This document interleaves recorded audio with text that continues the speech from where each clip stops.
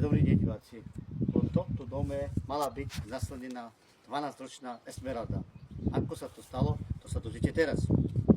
Takže príbeh mladej devčine, ktorá sa volala Esmeralda. Esmeralda mala iba 12 rokov, keď jej mama a otec zomreli.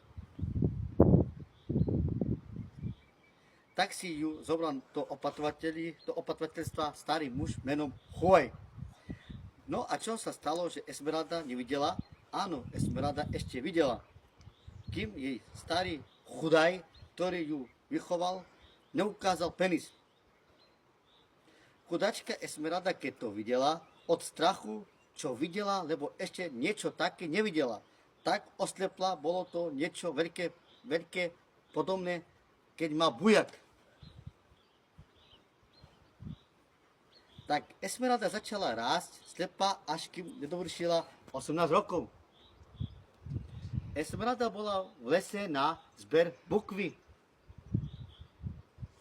ktorá jej bola osudnom.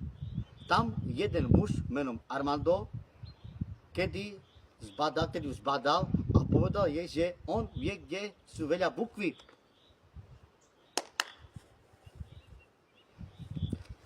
Slepá Esmeralda mu naletela.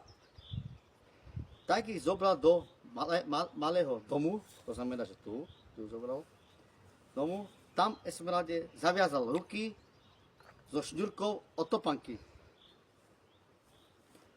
A tam Armando ju znasilnil, kým Esmeralda začala kričať o pomoc, ľudia predávali bukvu.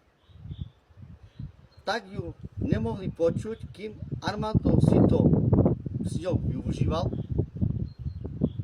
Nešťastica Esmeralda nestihla predať bukvu. Bukva bola, kilo stalo 4,80, chudačka nepredala, takže ostala bez peniaz, ale máme pre nej prekvapenie, posieláme tých 10 eur, posielam ich 10 eur na účet, ktorá mi nám dala, týchto 10 eur je ako posielame na jej účet, ktorá nám dala. Takže diváci, ďakujem za pozornosť a popýtam o koment.